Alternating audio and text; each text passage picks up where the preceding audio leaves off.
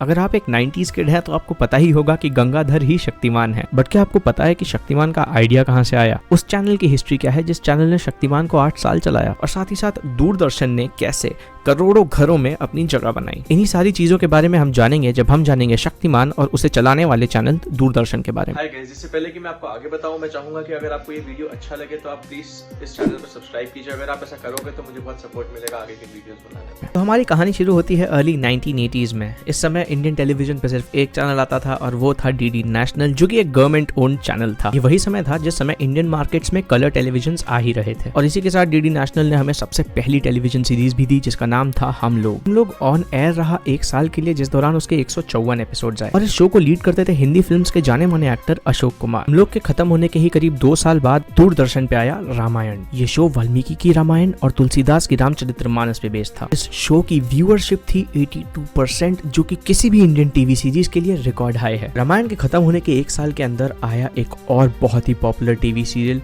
जिसका नाम था महाभारत। महाभारत वेद व्यास द्वारा लिखी गई महाभारत पे बेस्ड था। बट इस सीरियल के राइटर्स थे पंडित नरेंद्र शर्मा और एक उर्दू पोएट राही मासूम रजा। दोनों महाभारत और रामायण का सक्सेस बहुत ज्यादा जिम्मेदार था भारत में टेलीविजन सेट्स के अडॉप्शन के लिए। और यही शायद दूरदर्शन का सबसे हाई पॉइंट भी था, क्योंकि 1991 में भारत सरकार ने पीवी नरसिम्हा राव की प्राइम मिनिस्टरशिप में एक series of social and economic reforms निकाले। इन नई पॉलिसीज के अंदर इंडियन गवर्नमेंट ने प्राइवेट और फॉरेन ब्रॉडकास्टर्स को एक लिमिटेड वे में ऑपरेट करने के लिए अलाउ कर दिया था, जिसकी वजह से हमें जी स्टार और ईटीवी जैसे नए चैनल्स मिले। ये स्टेप इंडिया और इंडिया की इकोनॉमी के लिए तो बहुत ही अच्छा था, बट सैडली दूरदर्शन के लिए नहीं, क्योंकि इसके बाद हमें दूरदर्शन की व्यूअरशिप में एक स्टीप डिक्लाइन दिखा। और शायद रामायण और महाभारत ही दूरदर्शन के लास्ट मोस्ट पॉपुलर सीरियल्स रह जाते। बट 1997 में दूरदर्शन हमें एक और जेम देने वाला था, और उस जेम का नाम था शक्तिमान। शक्तिमान के प्रोड्यूसर थे मुकेश खन्ना। इनफैक्ट शक्तिमान के स्टार भी वही थे, और इनफैक्ट शक्तिमान का आइडिया भी उन्हीं को आया था। मुकेश खन्ना बहुत ज्यादा इंस्पायर्ड थे सुपरमैन और टर्मिनेटर के स्पेशल इफेक्ट्स से, और वो चाहते थे कि इंडिया में भी कुछ ऐसा ही क्रिएट कर पाए। But computer graphics just India में आए ही थे, और इंडिया में ट्रेंड प्रोफेशनल्स की कमी थी जो कि वैसे ही स्पेशल इफेक्ट्स क्रिएट कर पाते। बट सुपरमैन का इन्फ्लुएंस हमें फिर भी दिख सकता है शक्तिमान के ऑल्टर ईगो पंडित गंगाधर विद्याधर मायाधर ओमकारनाथ शास्त्री में, जो कि काफी सिमिलर है सुपरमैन के ऑल्टर ईगो क्लार्क कैंट से। इस शो के खराब वीएफएक्स ने शक्तिमान को बिल्कुल पीछे नहीं रखा। इनफैक्ट शक्तिमान सबसे पॉपुलर और सबसे लॉन्गेस्ट रनिंग शो बना इंडियन किड्स के लिए। दूरदर्शन को हालांकि वैसी सक्सेस वापस से नहीं मिल पाई। 1997 में इंडियन पार्लियामेंट ने डिसाइड किया कि दूरदर्शन को प्रसार भारती के अंदर रखा जाएगा, जो कि एक ऑटोनॉमस बॉडी होगी। पर आज दिन तक प्रसार भारती को ये क्रिटिसिज्म मिलता है कि वो गवर्नमेंट के कंट्रोल से बाहर नहीं निकल पाई है। शक्तिमान और उसके क्रिएशन की कहानी हमें आज भी इंस्पिरेशन देती है कि कैसे इवन दो हमारे पास वो टेक्नोलॉजी और वो रिसोर्सेज ना भी हों, फिर भी हम अगर कुछ ओरिजिनल अटेम्प्ट करते हैं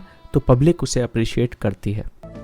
सूरदास ने अंधे होने के बावजूद एक से बढ़कर एक अद्वितीय ग्रंथों की रचना कर डाली। विश्वविख्यात वैज्ञानिक थॉमस एडिसन बचपन में ही बहरे हो गए थे दोस्तों, मगर इसके बावजूद ग्रामोफोन, टेप रिकॉर्डर, चलचित्र, कैमरे और बिजली के बल्ब जैसे छोटे बड़े 2500 आविष्कारों का कीर्तिमान है उनके नाम।